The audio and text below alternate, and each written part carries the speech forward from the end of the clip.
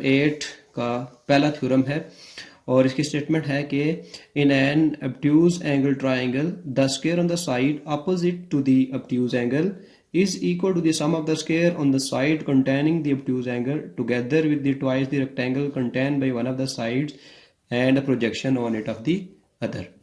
अच्छा, ये कह रहा है कि अब अगर आप गौर करें स्टेटमेंट पे तो ऐसा ही लगता है कि ये सारा हमने प्रूव करना है। अब जब आपको याद रखें कि थ्योरम जब भी ये स्टेटमेंट है, चूंकि ये किसी भी मैथमेटिशियन का अपना एक आइडिया है, तो उसने ये एक स्टेटमेंट दी है कि ये ऐसे होता है, फिर उसको उसने प्रूव भी किया है।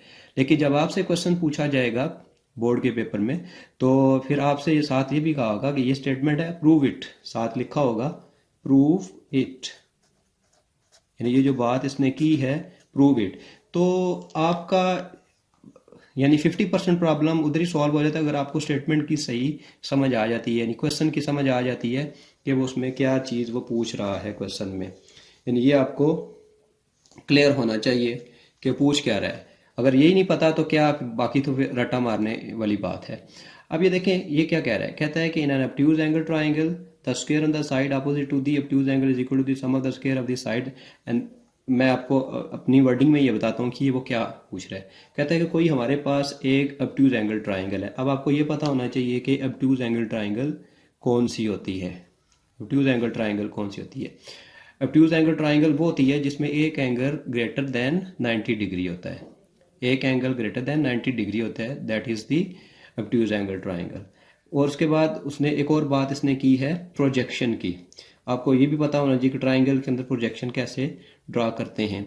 और अब आप कहता है कि obtuse एंगल ट्राइंगल में जो the square of the side opposite to obtuse angle triangle का पता होना चाहिए, obtuse एंगल का पता होना चाहिए, is equal to sum of the square containing the obtuse angle together with the twice the rectangle contained by one of the sides and projection on it of the other।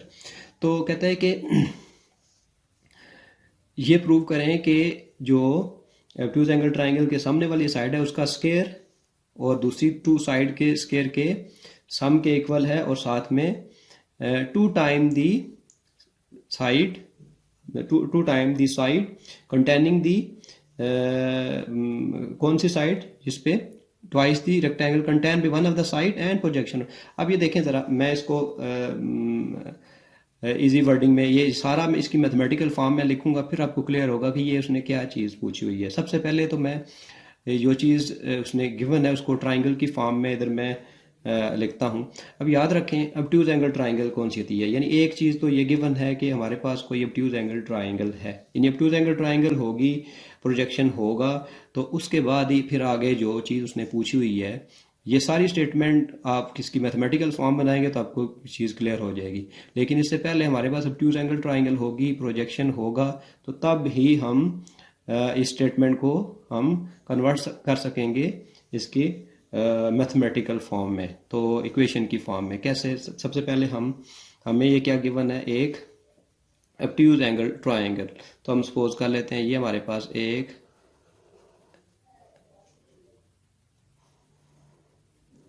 obtuse angle triangle है। Suppose we have obtuse angle triangle, और इसमें हमारे पास ये हमारे पास एक obtuse angle triangle है जिसमें एंगल ए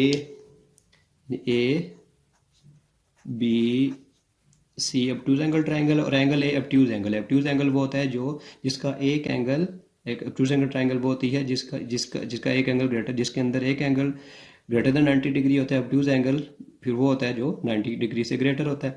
तो ये obtuse एंगल ट्राइंगल है हमारे पास ए बी सी, और एंगल ए क्या है इसमें, obtuse एंगल है। ठीक है, एक तो ये हमें गिवन है obtuse एंगल ट्राइंगल। और फिर दूसरी बात इसने की है प्रोजेक्शन की। प्रोजेक्शन कैसे ड्रॉ करते हैं?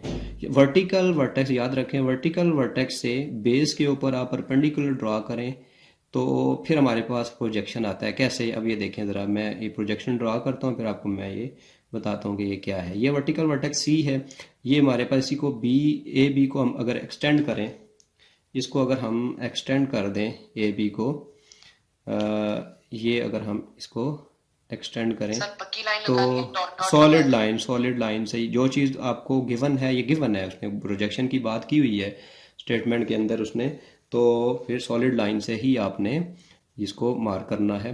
अब ये देखें ए बी, और ये हमने प्रोजेक्शन यानी परपेंडिकुलर ड्रा किया सी से बेस के ऊपर, ये, और ये पॉइंट है हमारे पास, this is point D. C D perpendicular draw किया और ए बी को एक्सटेंड किया, और सी डी परपेंडिकुलर ड्रा किया बेस ए बी के ऊपर, ठीक है।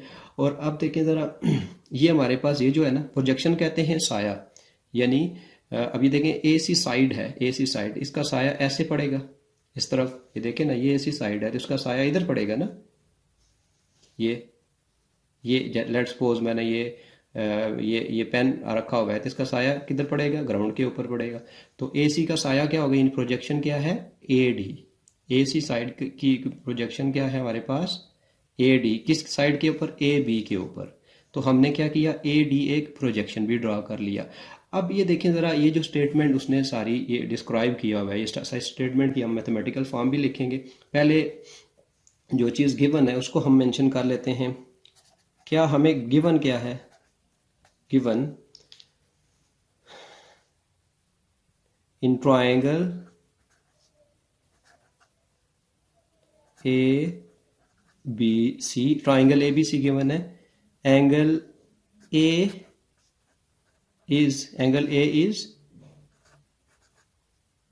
ऑब्ट्यूज एंगल, यानी 90 डिग्री से ग्रेटर है, angle A is obtuse angle, ठीक है। एक तो ये गिवन है हमें, ए बी सी ट्राइंगल, उसमें एंगल ए क्या है, ऑब्ट्यूज एंगल है। अब हम क्या करेंगे, प्रोजेक्शन ड्रा करेंगे ए डी। तो ए डी प्रोजेक्शन ड्रा करने के लिए क्या करेंगे, draw projection of, okay, projection कैसे ड्रा करेंगे, ड्रा सबसे पहले क्या करेंगे, सी डी परपेंडिकुलर ड्रा, ये मैं बल्कि यहाँ पे ना ड्रा परपेंडिकुलर लिखना था, perpendicular C D, draw perpendicular, perpendicular पहले ड्रा करेंगे तो फिर ही प्रोजेक्शन आएगा ना। Draw perpendicular C D, perpendicular C D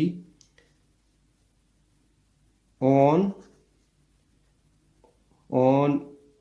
B A produce, यानी इसको एक्सटेंड किया ना, प्रोड्यूस्ड सच दैट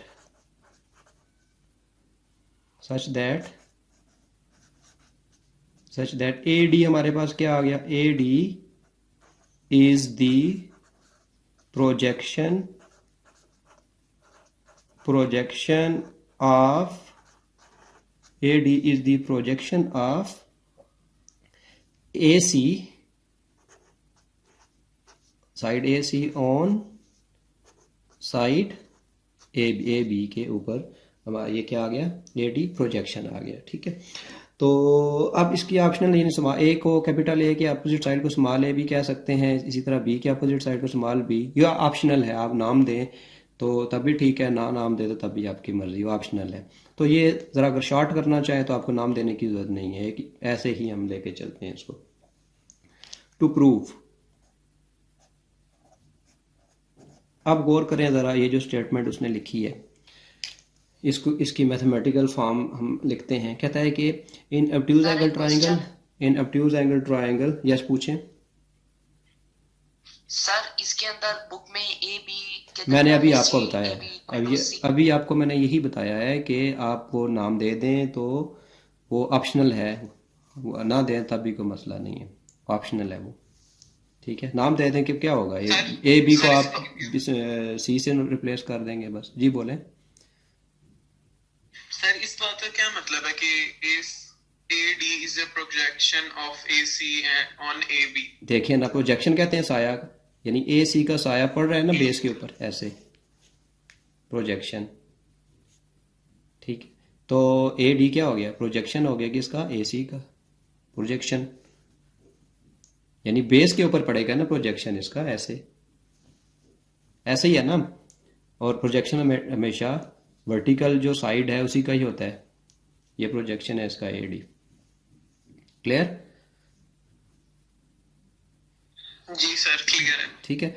अब ये देखें, ये इसकी मैथमेटिकल फॉर्म लिखते हैं। कहता है कि in obtuse angle the square on the side opposite to obtuse angle, यानी ये ऑब्ट्यूज एंगल है, इसके अपोजिट साइड का square that is B C का square is equal to sum of the square of the side containing the obtuse angle. उन two side के square का sum जिनमें ऑब्ट्यूज एंगल है, तो वो कौन सी टू साइड हैं, ए बी और ए सी, यानी ए बी साइड का स्क्वायर प्लस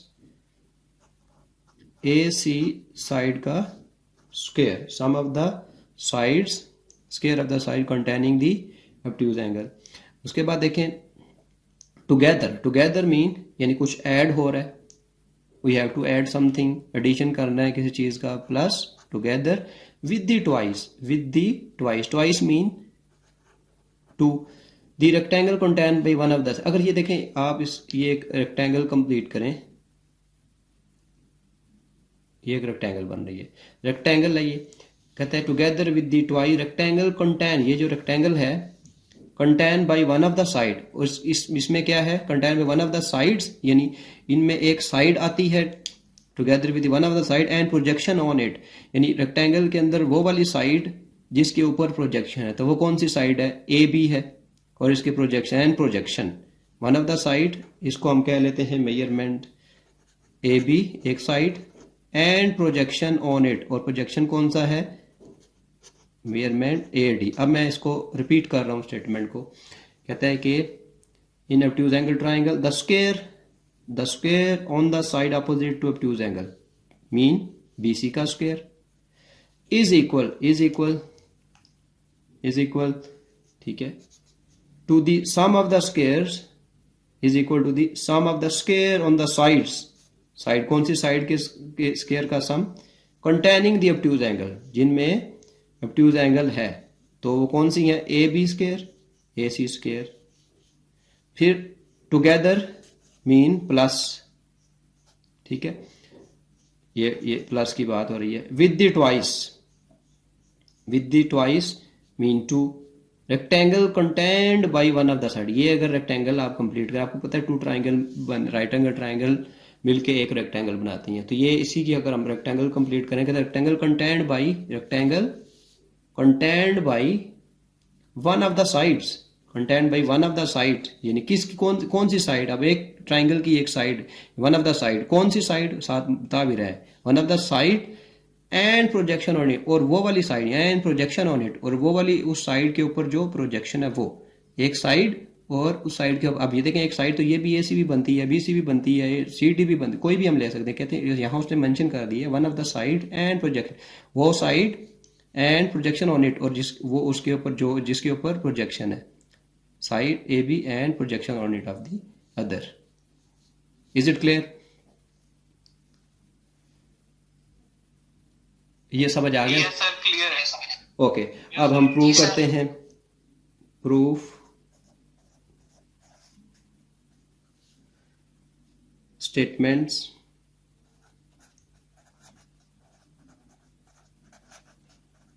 and reasons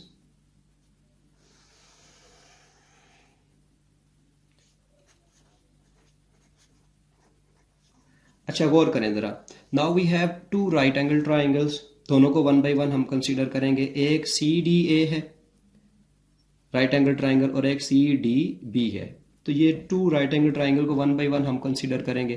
पहले हम right angle triangle C D A को कंसीडर करते हैं, और इस पे देखें in right angle triangle C D A, measurement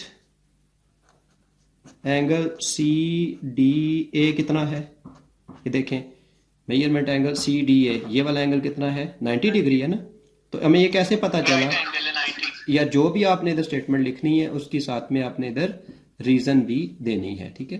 तो सी डी ए 90 डिग्री है, सी डी ए 90 डिग्री है, कैसे पता चला, क्योंकि ये गिवन में मेंशन है, गिवन में मेंशन, ठीक है, बस इतना ही काफी है। ये भी लिख सकते हैं कि सी डी परपेंडिकुलर है ए डी पे या ए बी पे या बी डी पे, ये भी ए डी पे, ये भी लिख सकते हैं। ओके, अब देखें ज़रा, चूँकि ये 90 का एंगल है तो अब 90 के अपोजिट साइड हाइपोटेन्यूज होती है, ए डी बेस है, सी डी क्या है, परपेंडिकुलर है। तो पाइथागोरस थ्योरम यूज़ करते हुए तो हम लिख सकते हैं देयरफॉर हाइपोटेन्यूज का square that is A C का square is equal to A D square plus C D square, यानी hypotenuse square equal to base square plus perpendicular का स्क्वायर। ये कैसे आया हमारे पास, यूजिंग, इसको हम कह देते हैं इक्वेशन, क्योंकि आगे हमने इसको यूज करना है, इसको 1 कह देते हैं। और ये कैसे है, using Pythagoras theorem by Pythagoras theorem.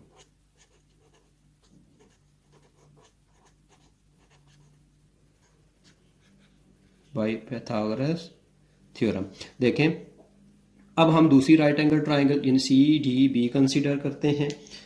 Now in triangle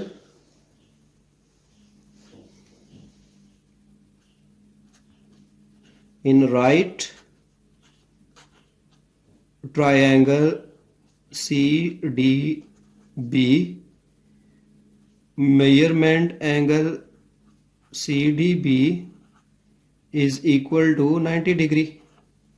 CDB triangle के अंदर भी यही CDB एंगल क्या है, ये वाला एंगल 90 डिग्री का है, ठीक है।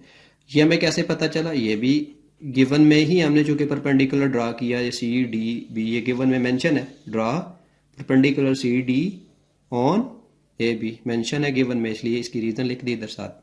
तो अब देखें ज़रा, फिर हम हमारे पास सी डी बी ट्राइंगल के अंदर हाइपोटेन्यूज कौन सा हो गया, बी सी हो गया हाइपोटेन्यूज, बी डी हो गया बेस, सी डी हो गया परपेंडिकुलर। तो हाइपोटेन्यूज का स्क्वायर यानी देयरफॉर हाइपोटेन्यूज का स्क्वायर यानी बी सी का square is equal to B D का स्क्वायर यानी बेस का square plus C D square that is perpendicular square. इसके इक्वल आ गया। ये कैसे है, by using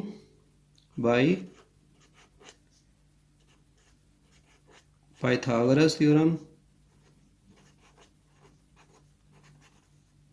by Pythagoras theorem. अब गौर करें जरा, ये आ गया हमारे पास।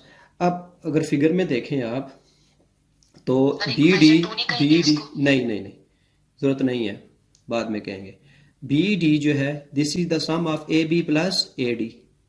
बी डी किसके इक्वल है, यहां से यहां तक बी डी ये फुल लेंथ है और ये सम है A B plus A D. अगर सपोज करें टोटल लेंथ बी से डी तक 4 सेंटीमीटर है तो ये ए से बी तक कितनी होगी 3 सेंटीमीटर, ए से डी तक 1 सेंटीमीटर, यानी 4 इज इक्वल टू 3 प्लस 1, यानी whole is the sum of parts. तो फुल लेंथ इसकी बी डी है, this is sum of A B plus A D, ठीक है। तो फिर हम यहाँ पे अगर आप इधर मेंशन करें B D is equal to किसके है जी, B D is equal to A B plus A D, A B plus A D, यानी whole is the sum of parts. B D is equal to A B plus A D. अब यहां B D की जगह हम लिख सकते हैं B C का होल स्क्वायर, ये as it is, B D की जगह A B plus A D whole square plus C D का होल स्क्वायर। अब होल स्क्वायर ओपन कर लें, A plus B whole square है, होल स्क्वायर इसका ओपन करें तो ये आ जाएगा B C whole square is equal to, A plus B whole square है ना, होल स्क्वायर ओपन करें तो ये A square plus B square plus 2ab,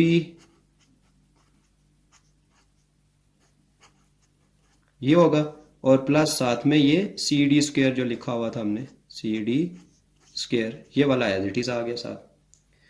clear, यानी ए प्लस बी होल स्क्वायर वाला फार्मूला ओपन किया तो ये आ गया हमारे पास। अब गौर करें जरा, B C whole square is equal to, इसको हम अब हम इनको अरेंज करते हैं तो इसको हम ऐसे लिख सकते हैं, पहले स्क्वायर वाली टर्म्स लिख लेते हैं, ए बी का स्क्वायर, फिर प्लस ये देखें A B square plus A D square plus C D square plus 2 times A B A D. ये आ गया हमारे पास। इसको कह देते हैं हम इक्वेशन, से इट इक्वेशन 2। अब 1 और 2 को यूज करते हैं। Now using 1 and 2। 1 और 2 को यूज करें, जरा देखें क्या आता है हमारे पास।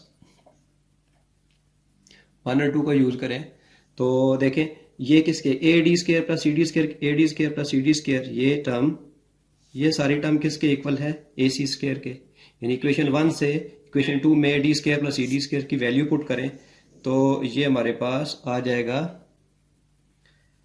फ्रॉम इक्वेशन 1 एंड 2, इधर लिखें फ्रॉम 1 एंड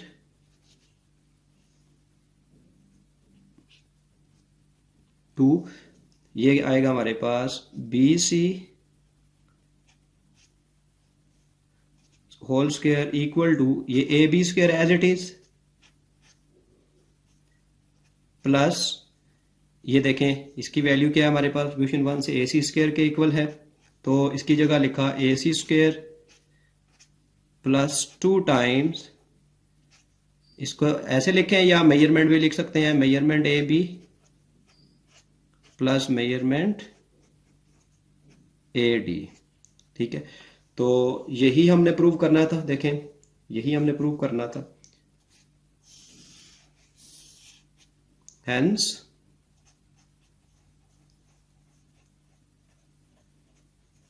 प्रूव्ड। होपफुली आपको ये समझ आ गई होगी। Thank you.